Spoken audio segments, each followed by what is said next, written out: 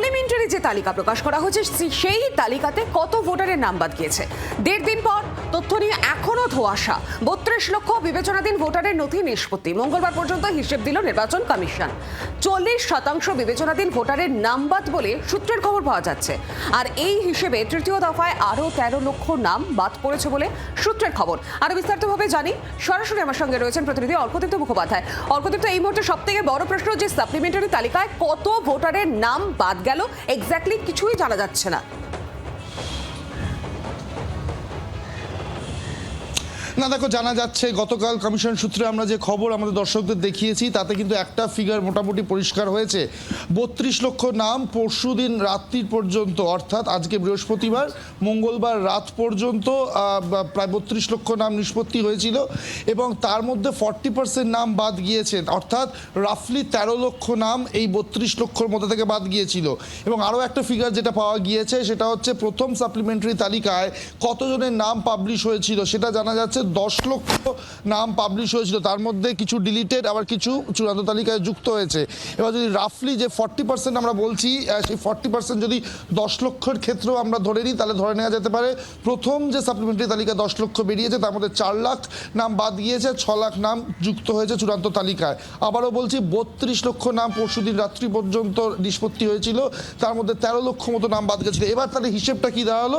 প্রথম যখন এসআইআর এর খসড়া তালিকা প্রকাশিত হয় তাতে আমরা দেখেছিলাম 58,20,899 জনের নাম বাদ গিয়েছিল।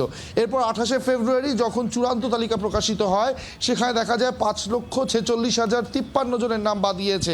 এই দুটোকে যদি আমরা যোগ করি তাহলে দেখা যাবে 63,66,952 জনের নাম বাদ গিয়েছিল 28শে ফেব্রুয়ারি পর্যন্ত। এরপরেই মূল সমস্যা তৈরি হয় 60,06,675 জন যারা আন্ডার অ্যাডজুডিকেশন ছিলেন তাদের ভাগ্য নিষ্পত্তি করতে বসে জুডিশিয়াল অফিসাররা এবং সেখান থেকেই আপাতত 32 লক্ষ নামের নিষ্পত্তি হয়েছে এমনটা জানা যাচ্ছে। 32 লক্ষ নামের মধ্যে থেকে যদি 13 লক্ষ নাম বাদ গিয়ে থাকে তাহলে সংখ্যাটা রাফলি 76-77 লাখে গিয়ে পৌঁছয়। 63,66,952 সাথে যদি যোগ করি 13 লাখ, 76-77 লাখে গিয়ে পৌঁছয়। এবং এই রেশিওতেই যদি আমরা হিসেব করি তাহলে দেখো এখনও 28 লক্ষ সামান্য বেশি নাম নিষ্পত্তি হওয়া বাকি রয়েছে। 32 লাখ বাদ দিলে 28 লক্ষের সামান্য বেশি নাম নিষ্পত্তি হওয়া বাকি রয়েছে। তাহলে এই 40% রেশিওতে যদি হিসেব করা যায় সেক্ষেত্রে আরও 12 লাখ, রাফলি আরও 12 লাখ নাম কিন্তু বাদ পড়তে পারে। সেক্ষেত্রে সংখ্যাটা গিয়ে দাঁড়ায় 88 লাখ, 89 লাখ এইরকম জায়গাতে। ফলে যদি সেই হিসেবে যদি থাকে তাহলে বলা যেতে পারে চূড়ান্তভাবে মোট 88 লাখ 89 লাখ এইরকম একটা সংখ্যা বাদ পড়তে চলেছে ভোটার তালিকা থেকে। একদম শুরুতে এসআইআর শুরুর আগে 7,66,00,000 ভোটার নিয়ে শুরু হয়েছিল পশ্চিমবঙ্গে। ভোটার সংখ্যা 7,66,00,000 সামান্য বেশি ছিল।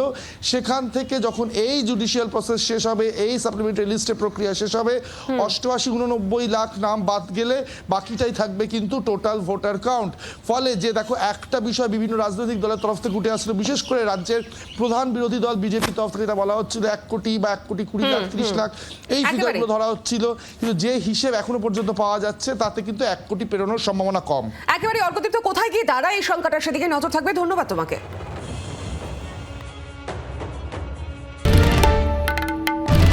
বাংলার আওয়াজ, বাঙালির আবেগ, জি 24 ঘন্টা।